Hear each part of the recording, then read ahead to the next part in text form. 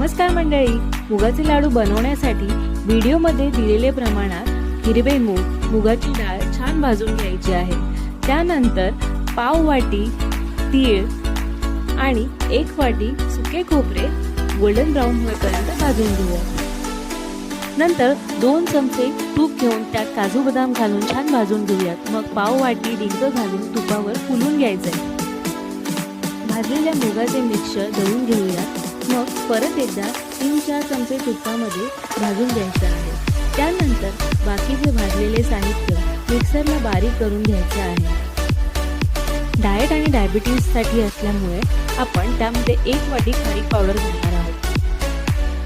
नंतर भोपळ्याच्या बिया भाजून मिक्सरला बारीक करून घ्यायचं आहे।